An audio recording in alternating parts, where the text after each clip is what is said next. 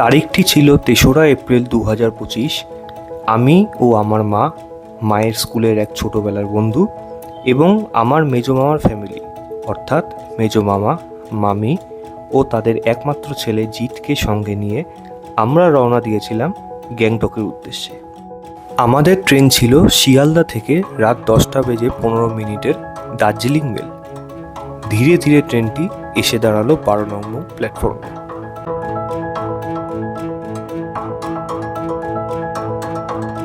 তো আমাদের Darjeeling mail already চলে এসছে, আমার পেছনে দেখতে পারেন এখানে দার্জিলিং মেল দাঁড়িয়ে রয়েছে। তো অনেক কষ্টে ট্রেনটা অনেক পরে ঢুকলো, বাট ঠিক আছে, টাইম এখনও রয়েছে হাতে, পরিষ্কারই রয়েছে। এবং একটাই অনুরোধ থাকলো, যখনই যাচ্ছেন, বাইরে যাচ্ছেন, একটু চেক করে দেখবেন রাস্তার কন্ডিশন ভালো আছে নাকি। যদি ভালো থাকে তাহলে আপনাদের জন্য ভালো, ওয়েল অ্যান্ড গুড। যদি ভালো না থাকে তাহলে কিন্তু জিনিসটা আপনার জন্যই খারাপ হবে। কারণ যদি একবার এখানে আটকে যান, রাস্তা যদি আটকে যান, সময় ও অর্থ দুটোই নষ্ট হয়ে যাবে। তো চলুন বেশি কথা না বলে আপাতত ট্রেনে উঠে যাই, কারণ ট্রেন একটু পরেই হয়তো ছেড়ে দেবে এবং ছাড়ার পর তারপর বাকি কথাগুলো হচ্ছে। ঠিক নির্ধারিত সময় রাত ১০টা বেজে ১৫ মিনিটে প্ল্যাটফর্ম ছেড়ে রওনা দিল।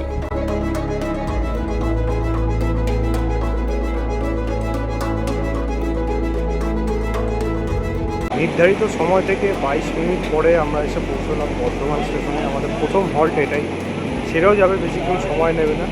তো চলুন দেখা যাক, আশা করি টাইমে আমাদের ঠিক পৌঁছে দিতে পারবে। দেখা যাক সেটা কত তাড়াতাড়ি আমরা পৌঁছাতে পারি।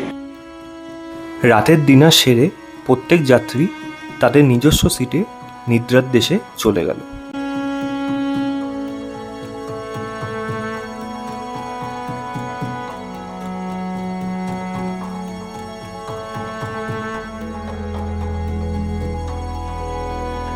নির্ধারিত সময় থেকে প্রায় ১৮ মিনিট দেরিতে আমাদের ট্রেন এসে পৌঁছলো শান্তিনিকেতন স্টেশনে, বোলপুর শান্তিনিকেতন। ৩ মিনিট হলো হল্ট, এখনই ট্রেনটা ছেড়ে দেবে।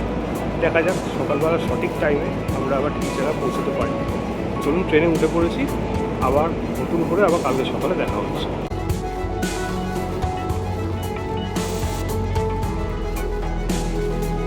সকালে ঘুম থেকে উঠে দেখি আমাদের ট্রেন পার্শ্ববর্তী রাজ্য বিহারের উপর দিয়ে চলেছে এবং ঠিক ১০ মিনিট দেরিতে কিষানগঞ্জ স্টেশনে এসে দাঁড়িয়েছে।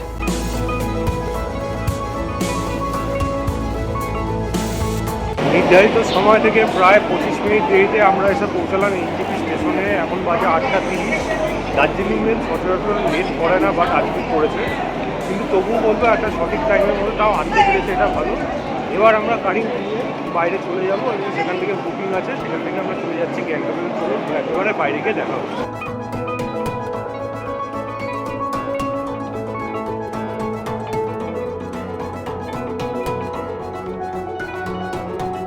এনজেপি স্টেশনটি নতুন করে রিনোভেশন করার কারণে বাইরেটা বেশ অগোছালো অবস্থায় রয়েছে। আমরা আমাদের ড্রাইভার দাদা নীলেশজির সঙ্গে তার গাড়িতে রওনা দিলাম গ্যাংটকের উদ্দেশ্যে।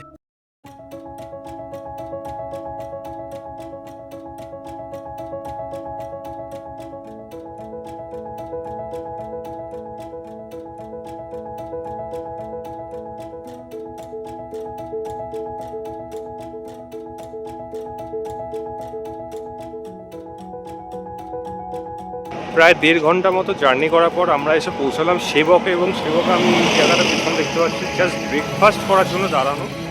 ব্রেকফাস্টটা হয়ে গেলে আবার ঠিক রওনা দেবো। তো চলুন আগে সেটা করে নিই, কী খাচ্ছি সেটা দেখি, দেখাতে পারি নাকি বা দেখানোর মতো হয় নাকি, তারপর নিয়ে সেটা আগাচ্ছি যখন, তারপর সেটা বাকি ভিডিওগুলো নিয়ে আসছি। ব্রেকফাস্ট সেরে চলে আসলাম করোনেশন ব্রিজের সামনে। তো অবশেষে করোনেশনে এসে পৌঁছানো গেল এবং আপনার পেছন দিকেই ঠিক রয়েছে, আপনি দেখতে পাবেন এখানেই রয়েছে। করোনেশন ব্রিজের দিকে যাচ্ছি এবং আশা করি আগের বারে যা পরিবেশ ছিল তার থেকে একটু বেটার আছে, তবে দেখা যাক সেটা আগিয়ে যাই। নিচে দেখতে পাচ্ছেন তিস্তা নদী, তিস্তার ঠিক অনেকটা উপরে বিশাল নিচে নদী, জল খুবই কম রয়েছে এখন, কিন্তু আশা করা যায় ১ বছরের মধ্যে যা যা ঘটনা ঘটেছে আশা করি সবারই মনে আছে এবং কী অবস্থায় ছিল লাস্ট কয়েক বছরে সিকিমের কী অবস্থা থাকে, এবং এই জল অনেক উপরে থাকে। আপাতত করোনেশন ব্রিজে এসেছি আমি এবং আমার ফ্যামিলিরা রয়েছে এখানে, বাকিটা তো যাওয়ার সময় বলবো। এবং আশা করা যায় ২ বছর আগেও এসেছিলাম, করোনেশন ব্রিজ যেন কখনোই পুরনো হয় না। এত বছরের পুরনো ব্রিজ, ব্রিটিশ আমলের ব্রিজ হওয়া সত্ত্বেও সবসময় মনে হয় যেন সর্বদাই নতুন।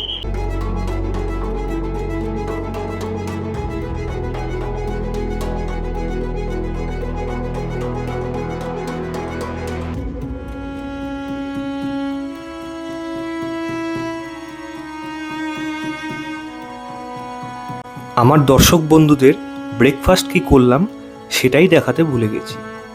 তবে বলে দিই, আমরা সবাই মিলে মোমো, ম্যাগি, আলু পরোটা, পুরি সবজি এবং শেষে চা দিয়েই ব্রেকফাস্ট সেরেছি।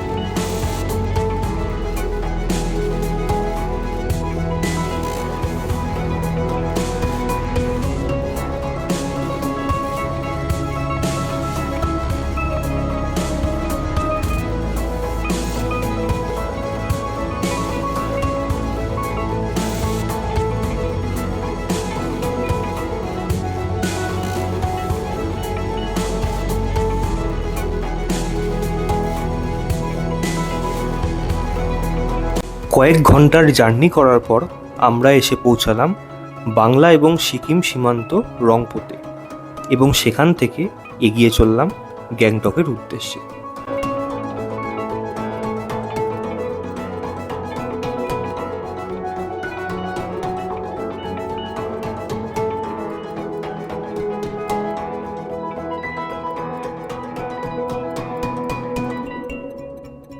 গ্যাংটকে আমরা ছিলাম হোটেল কৃষ্ণা প্যালেস, যার আগের নাম ছিল ডোমা প্যালেস। হোটেলটি বেশ ভালো এবং পরিচ্ছন্ন এবং স্টাফদের ব্যবহার খুবই ভালো। খাবার পরিবেশনে আপনারা ঘরেও খেয়ে নিতে পারেন এবং ওপরে একটি ভালো বড় রেস্টুরেন্টও আছে, যেখানে আপনার মনের মতো খাবার আপনারা পেয়ে যাবেন। আমার অনুরোধ, যারা আপনারা গ্যাংটক হোটেলের ব্লগটা দেখেননি তারা আগে গিয়ে ওই ভিডিওতে দেখুন, ওখানে ডিটেলে আলোচনা করা আছে। হোটেল কটা ঘর আছে এবং খাবার কী কী আয়োজন সেখানে করা সম্ভব তার হোটেলের পক্ষ থেকে সেখানে বিস্তারিত আলোচনা করা আছে। সেই ভিডিওটি দেখলে আমার বিশ্বাস হোটেলের ব্যাপারে আপনার যাবতীয় তথ্য আপনি সেখানেই পেয়ে যাবেন।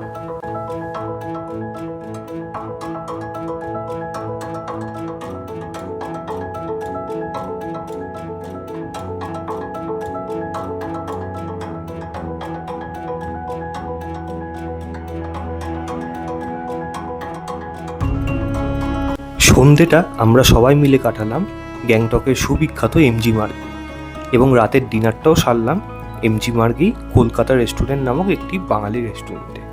খাবার মান ছিল মোটামুটি। আর কিছুদিন আগে আসলে এখানে আশিকি থ্রি শুটিংও দেখতে পারতাম, যদিও আশিকি থ্রি এখন অব্দি নাম না, মানে সেটা আনঅফিসিয়াল, বাট এখানেই ছিল সেই কার্তিক আরিয়ান এবং শ্রীলীলার দৃশ্যটা, যেটা এমজি মার্গে অবস্থিত।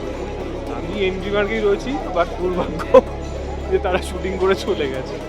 আমাদের প্রথম দিন রাত্রি বলতে পারেন এখানেই শেষ হয়েছে।